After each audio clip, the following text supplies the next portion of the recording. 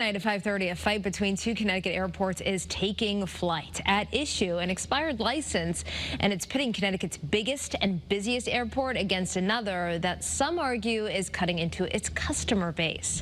Channel 3 New Haven Bureau Chief Matt McFarland has this story.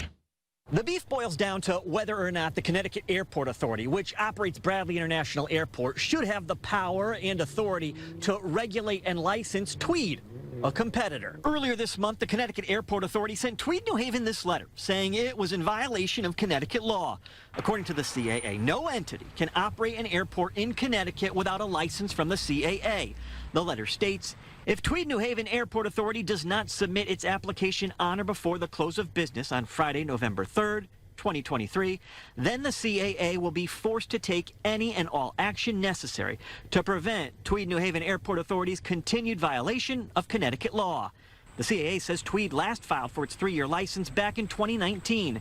And since then, a lot has changed. That's because in the fall of 2021, Avello, the low-cost carrier, launched service at Tweed, now offering 18 nonstop destinations from the Elm City.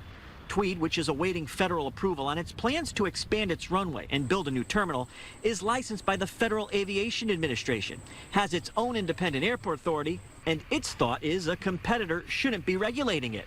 As for the letter, the licensing issue came up today at the Tweed New Haven Airport Authority's monthly meeting, with the chair saying the issue brings significant legal issues. There are significant legal implications on that, so I would like to add an agenda item for this evening's meeting to occur after public comment to discuss in executive session. Eyewitness News reached out to the Connecticut Airport Authority, but they said since this is a pending regulatory matter, they have no comment. Reporting in New Haven, Matt McFarland, Channel 3 Eyewitness News.